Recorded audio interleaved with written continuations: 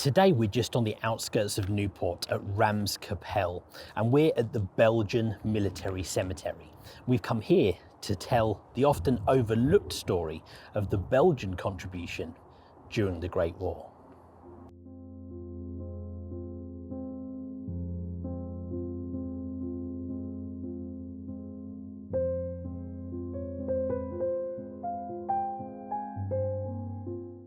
Now, we've been to lots of Great War sites in Belgium, largely around Ypres and Passchendaele and some of those sites. We've been to a lot of cemeteries as well. Well, today we're going to take a look at a couple of the spots where the Belgians fought to defend their country. And we're going to take a look here at the cemetery where some of the casualties of that fighting lay today. By mid-October 1914, the Belgians had been fighting almost like a fighting retreat since the start of the war in August 1914, when the Germans moved in to invade Belgium. Those men had been fighting for months. They were weary, they were tired. But on the 15th of October, King Albert issued a proclamation asking his weary men to fight to the end. And I've actually got the wording of some of it just here.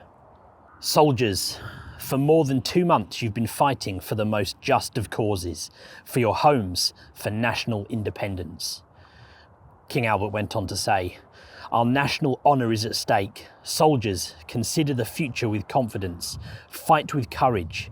In the positions where I place you, look only to the front, and consider a traitor anyone who uses the word retirement without a formal order being given." So on the road from Newport, just before you get into the village of Ramskapelle, you pass the Belgian Military Cemetery. And here are the graves of more than 600 Belgian casualties, many of whom died in October 1914 during the Battle of the Yser, the defensive battle here that the Belgians fought. Now, in our previous video, we've talked about the flooding of the plains here and how that was designed to stop the German advance. And yes, whilst that happened, the Belgians had to fight inch for inch whilst that flooding was growing and taking place. And this is one of the places where they did it. Ramskapelle is where they had one of those final defensive actions. Now, we're actually going to head just up the road first and have a little look at some of those spots before we come back here and talk a little bit more about the cemetery.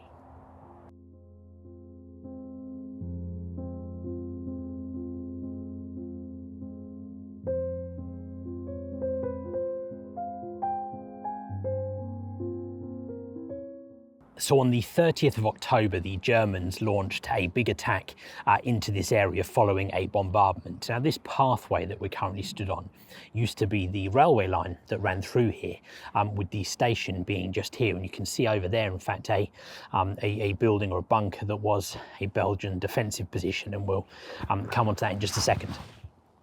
But the Germans moved through, and with their attack, they actually managed to get up here to the railway embankment and move forwards beyond here into the edge of the village of Ramskapelle.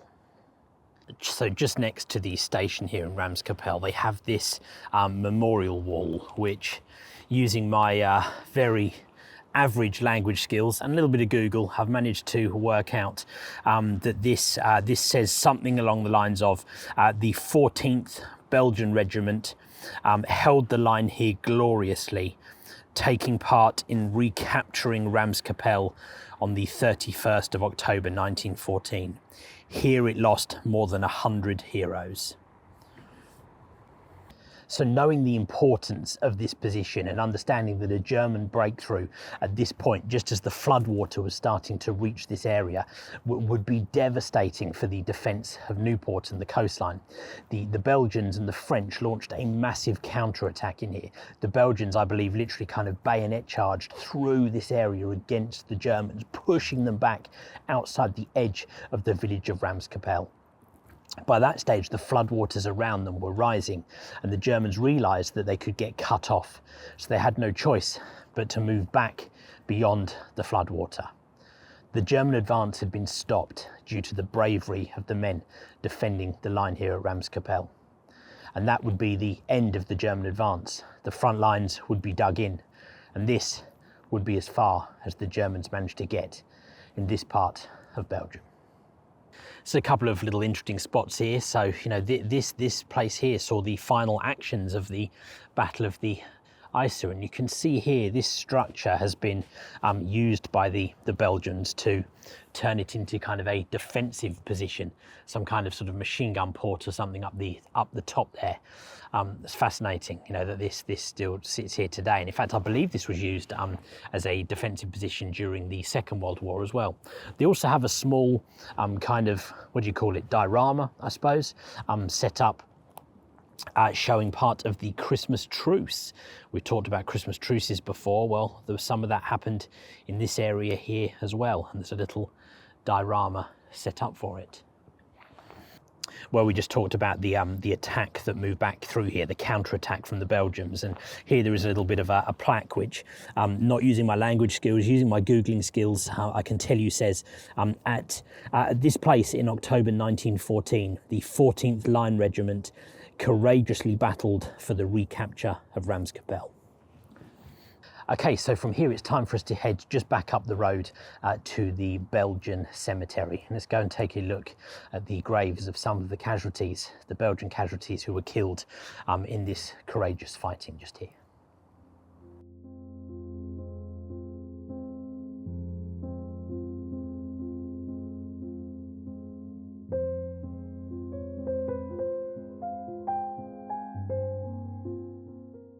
Okay, so we've just come back up the road to the Belgian cemetery. Now here at Ramskapelle, the Belgian cemetery has the graves of 626 men, many of whom were killed in that Battle of Yser in October and November 1914.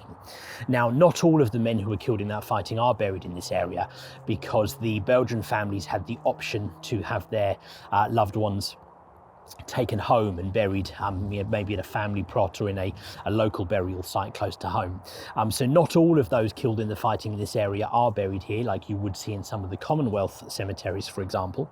But nonetheless, there's more than 600 casualties here, a huge number of those being unknown. Now, it's always interesting heading to the cemeteries of the different nations of the Great War. And the Belgian, again, have their own differences. The headstones here are quite unique. They have the Belgian flag on the top of them and adds a bit of colour kind of as you look sort of across the rows of the graves. I've seen other Belgian headstones that don't look like this. So this, I don't know if this is unique just to here or if this is a sort of a norm in some of the cemeteries. I'm not overly familiar with the Belgian cemeteries, but I've seen some which look a little bit more like the Commonwealth headstones, kind of plain without the flag and stuff on. So this is quite interesting. Now, we talked about a lot of the graves being of unknown soldiers, and something which is very interesting is all of the unknown Belgian soldiers have basically unknown soldier written on their headstone, but it is in both French and in Flemish, because of course some of the Belgian soldiers could have been from French-speaking parts of Belgium, and some could be from Flemish-speaking parts of Belgium. So of course, with it being an unknown soldier and that not being known, it is written in both on the headstones of the unknown soldiers.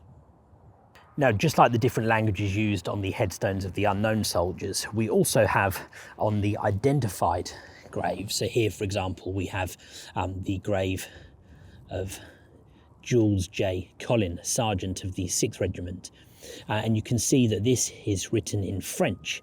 Now, the identified soldiers have their headstones written in French if they were from a French-speaking part of Belgium, or in Flemish if they were from a Flemish-speaking part of Belgium. Now, something which is quite interesting about these headstones, you can see down at the bottom these two medals.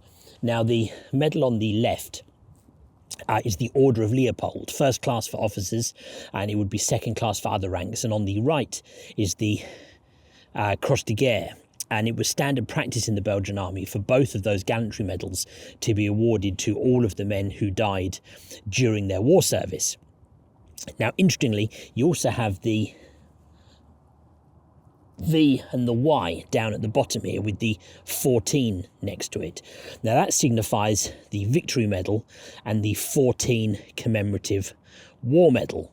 The Y in the middle, in the centre of the bottom there, that is to designate men who were killed or wounded during the Battle of Yser in October 1914. And you can see Jules J. Collin here was killed on the 30th of October 1914. So that designates that he has been awarded the Yser Medal for participating in the Battle of the Yser. So that Y on the gravestone there, as we mentioned, represents the Yser medal awarded to all of those who fought in that battle.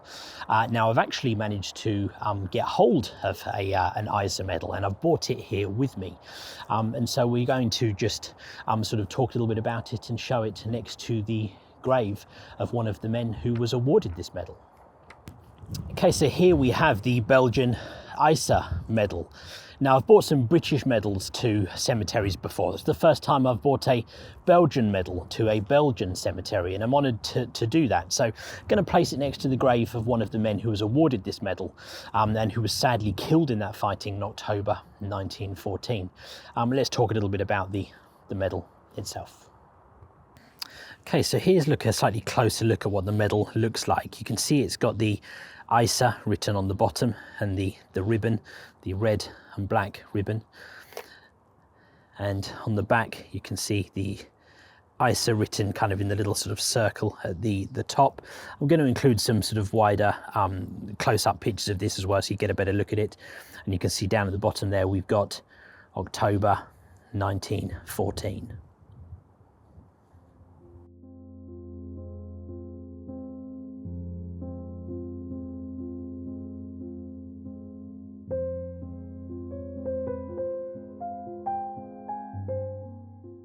Now, I've mentioned that there are 626 burials here at the Ramskapelle Belgian cemetery. But interestingly, during my research, I identified that there are only 625 headstones. The reason for that is that in 1952, a local farmer, whilst ploughing fields nearby to this area, found the body of a Belgian soldier that was identified to be Louis Notard. Now, he was reburied in the cemetery, and apparently he is buried just on this patch of grass to the right when you first walk in. Now, to this day, there is apparently no headstone here on the grave, and in all honesty, I don't know why. I tried to look a little bit more into that, but I didn't seem to be able to find that information. If anyone does know anything more about that, please do let me know in the comments. Now, the Battle of the Yser was tough for the Belgians. All in, they suffered more than 14,000 casualties, killed, wounded or missing. Only 600 of those lay here, but 14,000 in total, more than 14,000. Now, of course, the flooding made a difference and definitely contributed in stopping that German advance. But nonetheless, those Belgians fought bravely here at Ramskapelle, holding that line to defend against that German attack. So if you guys found this interesting, taking a look at the Belgian military cemetery here at Ramskapelle and some of the areas where the Belgians fought. Now, we've been to a lot of cemeteries, but I've certainly found it quite thought-provoking, I suppose, to think that we're at a cemetery of men who were fighting to defend their own country. It's one thing fighting a war, and of course all of the deaths in the Great War are tragic, but these men were fighting to defend their own land, their own families, their own homes, their own villages. And you can imagine that is something that they fought bravely for. Hope you guys enjoyed this video. Thank you very much for watching. I'll see you on the next one.